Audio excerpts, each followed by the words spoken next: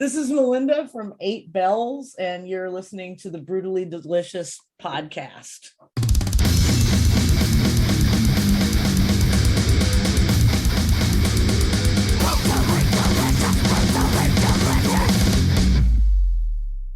Well, cool. Thank you for joining me. I appreciate it. Yeah, thanks for having me. So I guess we can just jump right in. Legacy of Ruin was released like a week and a half ago? No, it was the 25th of February. Oh, where are we now? I guess we're March 29th. All right, so recently, within the last month. Yeah. Now that it's been out, what's been the response to it so far? Has it been pretty good? Mostly. I think there hasn't been a lot of negativity. I read it. There's a couple European reviews where people were like, because we tend to vary genre-wise. They kind of frame it as we don't know what we want to do, or we're not good at any one thing, so we're jumping around styles or something like that. Right. And I'm just like, well, I mean, I guess we do it. We take what we like from things we like, So how much of that do you take to heart then? Does that just as an artist, does that just go brush right off you? I've been making weird music long enough to know that, and listening to weird music, that like somebody who says something like that doesn't really know what the fuck they're talking about. Right. But that's okay, because it's not made for them. It doesn't have to be for everyone. And I think metal, and then, metal is not for everyone. And then subgenres like you guys are in is definitely not for everyone. But those who get it, get it. Yeah. And definitely more people get it than don't. So that's nice. That's nice to see.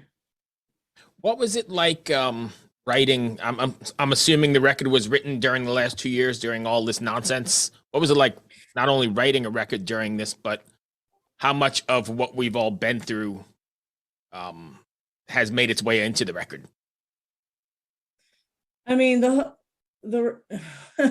record is basically about what we've all been through and what we continue to go through, and it's definitely started before the last 2 years. These songs span a period probably from somewhere around 2017 up to now. I mean, when Trump got elected, it sort of changed me in some pretty profound ways, and affected me a lot. And then it just seemed like from there, it just went to everything went to shit. But if you put it in perspective, we've been, people have always been cruel and greedy. So I just don't think I ever saw it so obviously and brazenly done. It's just like, yeah, I know you guys are all a bunch of fucking rich crooks. Right. However, we've turned a corner in that, you've got average people thinking it's okay or something. Right. Yeah, it's definitely an odd climate we live in, and I don't know that it gets better, or I don't know how it gets better. I mean, there's so much, everybody talks about all this division that's going on or whatever, and it's like, well, I mean, it's kind of always been that way, but now there's subdivisions or whatever in, like, you've got like people who are liberal sort of having fights over who gets shit on the most, or like who really deserves care, or so I don't know how we as left wing or liberals or even radicals, I don't know how we move forward. And also I don't know, I don't have a lot of faith that human beings can make the sacrifices that would be necessary in order to like save the environment. I mean, obviously we'd rather hear more about the misbehavior of Chris Rock. Yeah, like, it's just right. I'm blown away at how, like, and now it's been the way that, oh God, I just sorry, I'm getting fired up, but no, that's fine. I don't know. I just can't believe how important that bullshit is to people. Is it okay? I'm sorry, I'm cussing a lot, but That's that's how not a I problem at am. all.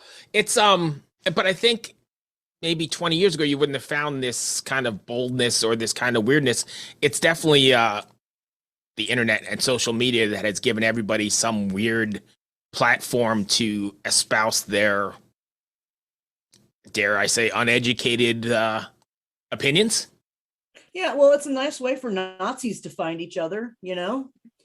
I mean, it used to be that we would, like the KKK would have to, have a rally or something, and we'd kind of laugh and be like, look at those 40 idiots, Right. And, but now I don't know, networking, social networking. So, I mean, I think there are really positive things about it for sure, and because I have it and do it, I get to keep in contact with people who I might never meet, or, Right. I wouldn't be able to maintain a relationship with those people. And so it's I'm happy to have it, but there's, I can't be really extreme about like, oh, Facebook is fucked. It's like, well, yeah, I mean, it is, but But it's a like you can necessary log evil. out. Yeah, and it's You also a can, necessary evil when you're in a band or when you're an artist and you need to connect with your fans, right? Especially during a pandemic or whatever. That is the way you connect. I mean, you can log out. Yeah. It's always people are like, I'm not doing it anymore, and it's like, that's cool. Log out, man. Like, Right. log Right. out, dude. Right. What is there a message or something you want your fans to take away from after listening to an Eight Bells record? Like a takeaway? Um, I mean, the whole purpose of it is to express, emotion, and maybe, well, I had somebody tell me that when they listened to the record that they didn't feel so alone, you know, That's and big. that maybe is the best compliment I've heard. And it wasn't a reviewer, it was, it was a person, a peer, who listened to it and said that that's how it made them feel. And I think that's kind of what it is. It's like calling out into the world, like, you know here's how we feel. How do you feel? Like, Peter Frampton, do you feel what we do? Right. But that's got to be humbling and overwhelming at some point too. Like thinking the the shit you went through to write this song and put into this song is connecting with somebody across the world in ways you probably didn't ever even expect, right? Because in the end, Yeah, it's cathartic for you before it becomes well, a song, right? I'm sure that they have, like, we have common things that we've experienced over the last few years, like us, and or like me and everyone. But then also, if that they can put their own, uh whatever personal thing maybe that they have that I don't know about, and they can feel some kind of comfort, or to not be alone, Right. or, oh, I can feel angry, and I can feel sad, and I can feel a tiny bit of hope. Like, I think I just totally rambled, but Oh no. uh I like knowing that somebody could take it and put it onto their own situation, and have it fit or feel familiar in some way. Right. Are you planning on taking Eight Bells on the road at all? Is that a thing? I mean, we'd like to. Everything's, we're going to have a release show to celebrate our release, and it'll be the first live show with the bass player I'm playing with, Matt. That's happening in May. Uh, and I'm down to play shows. It's just weird because usually you would have something planned kind of consecutively or near your release. Right. But we didn't know what was happening. And so we didn't know, we didn't even know if there would be shows. So it looks like there's going to be shows. I mean, I want to go to Europe. I've been doing this for a lot of years, and I do love to tour in the States, but I want to play in Europe too. That's like kind of that would be a bucket list thing to get Right. there.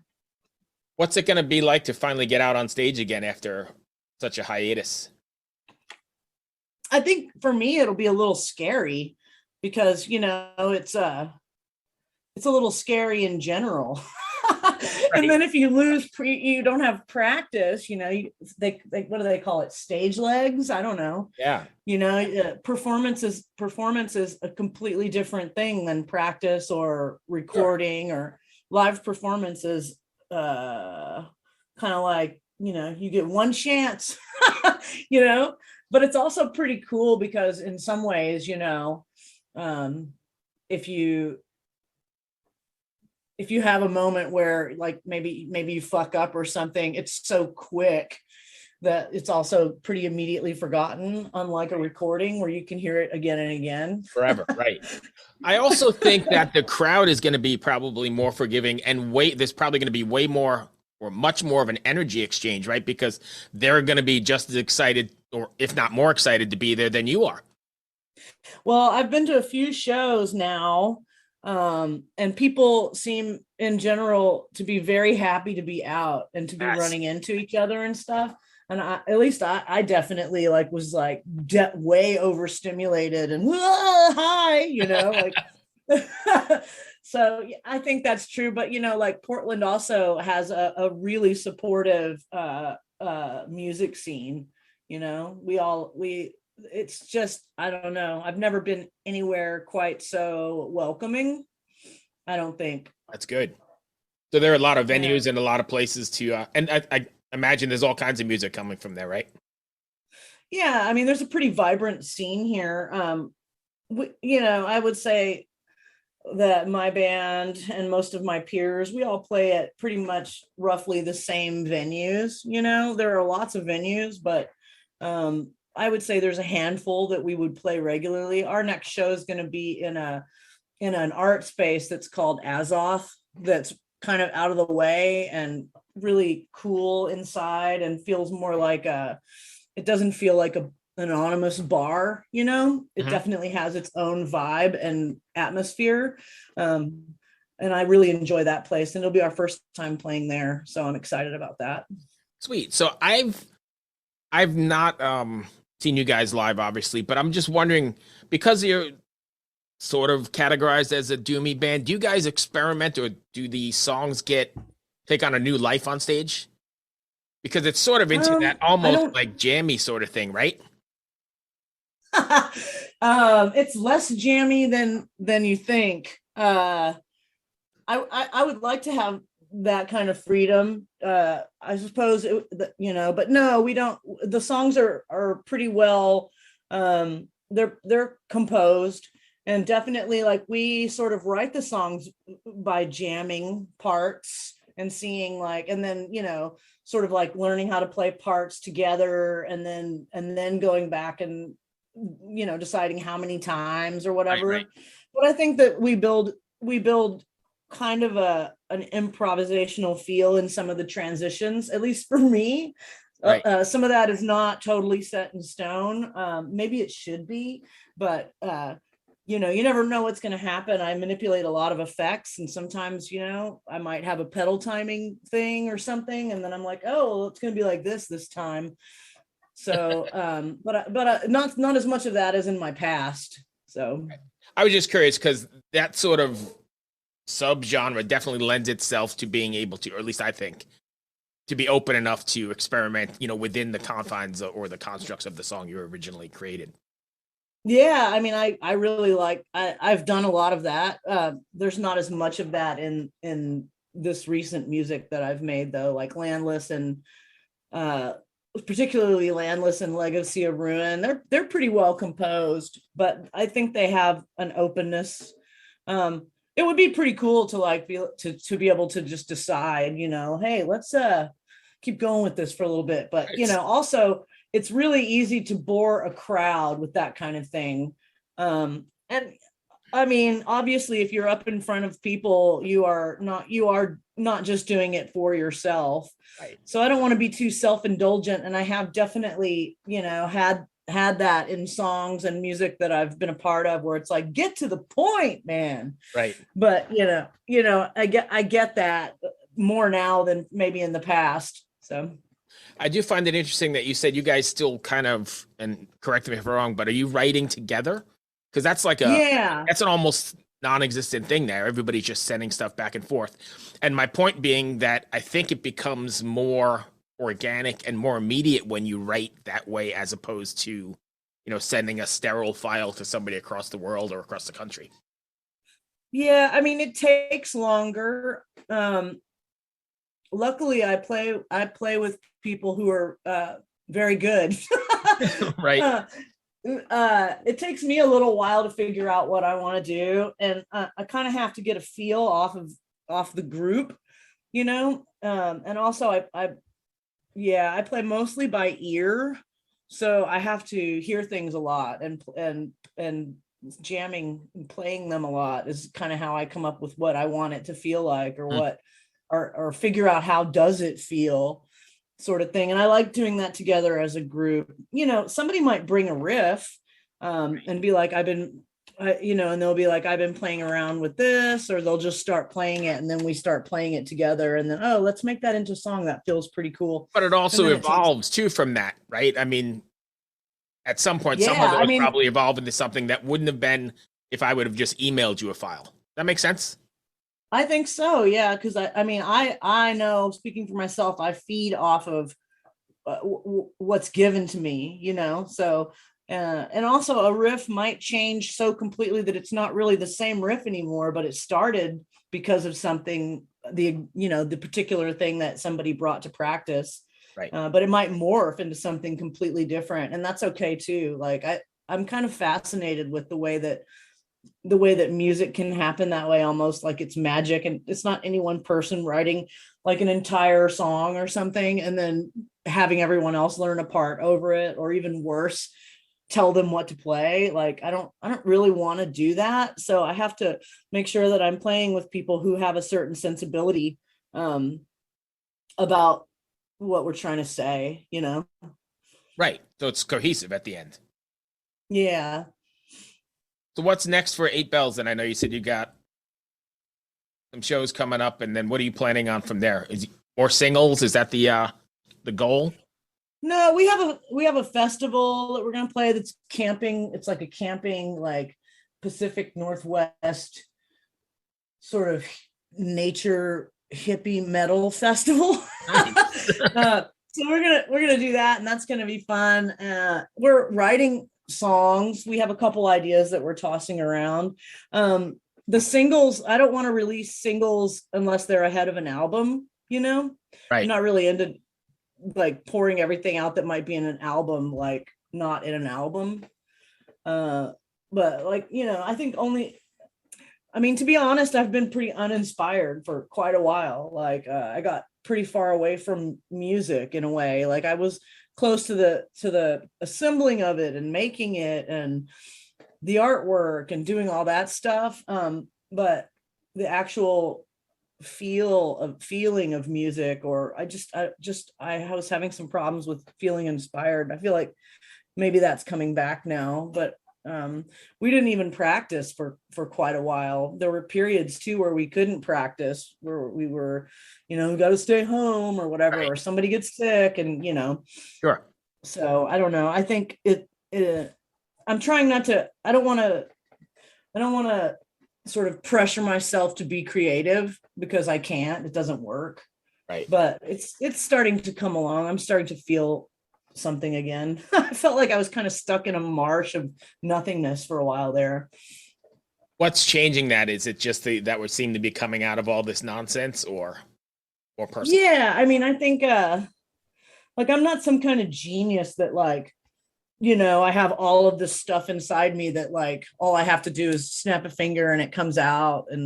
But like I get inspiration from the world around me, and if I'm not experiencing the world, I work from home, I stay home. Right. You know what I mean? Like if I'm not like, even if I'm not super close to people that I see outside, seeing people or interacting with people, all of that, all of the maybe negatives about that and the positives are necessary, I feel like, to feel inspired about creating anything. It's not like I'm this endless well of ideas or something. I don't know. Gotcha. Well, that runs up all my questions. Did I miss something you want to cover? No, no. People should probably maybe on the West Coast look into the Litha Cascadia Festival. This should be a good time with like, camping, and I think there'll be like elven people and moss people and metalheads. And so I it'll be an don't even interesting know mix. what's an elven person.